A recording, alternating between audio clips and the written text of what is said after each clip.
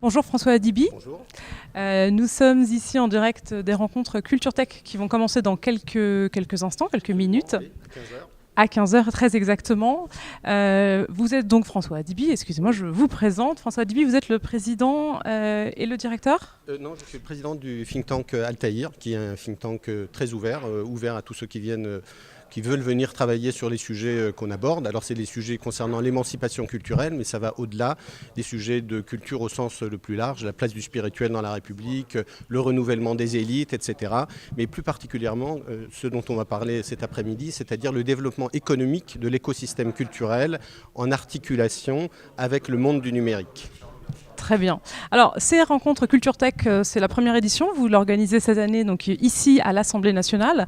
Quel est l'objectif de ces rencontres ? Oui, alors donc ces rencontres Culture Tech, ça a été la volonté de 3 entités. La French Tech Culture, The Bridge, Radio France et Altaïr Think Tank. Donc on a décidé tous les 3 de créer un moment pour donner des outils aux gens pour qu'ils puissent avoir des éléments pour pouvoir se forger une vision du champ de bataille, je veux dire entre guillemets, et pour pouvoir se forger une stratégie. Donc à la fois des outils pédagogiques pour comprendre ce que c'est l'intelligence artificielle, les chatbots, etc. Et à la fois pour pouvoir avoir une idée de la stratégie à mettre en place. Ça, c'est les 2 premiers objectifs. Et le 3e objectif, c'est de créer un espace de rencontre entre la culture et le numérique. Et on va faire à la fin donc, de cet événement un speed networking. Il y a une 60aine de personnes et établissements culturels et start-up du numérique qui ont souhaité échanger ensemble. Et donc on va faire vraiment une mise en relation tout à fait concrète entre ces entités. Donc c'est à la fois de la pédagogie, de l'opérationnel, une boîte à outils. Et je dirais que c'est plus une après-midi de formation avancée avec des échanges et rencontres qu'une conférence classique. Alors, il y a 2 grands instants de débat qui vont avoir lieu, avec un certain nombre d'invités d'ailleurs assez prestigieux. Quels sont les sujets de ces 2 débats ? Alors, la première session, c'est une session plus pédagogique, c'est-à-dire il va y avoir une personne pour chaque sujet, c'est-à-dire le chatbot, c'est quoi, l'intelligence artificielle, c'est quoi, les GAFAM, c'est quoi, le financement des startups et de la culture, c'est quoi.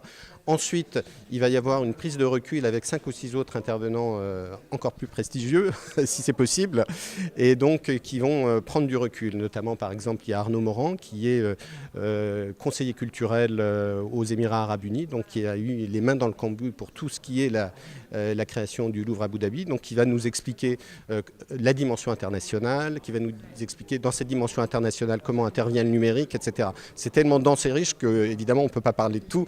Il faudra le suivre en Facebook Live et regarder les comptes rendus de ces opérations. Et la session 2, alors là, c'est une session, je dirais, de success story, en fait.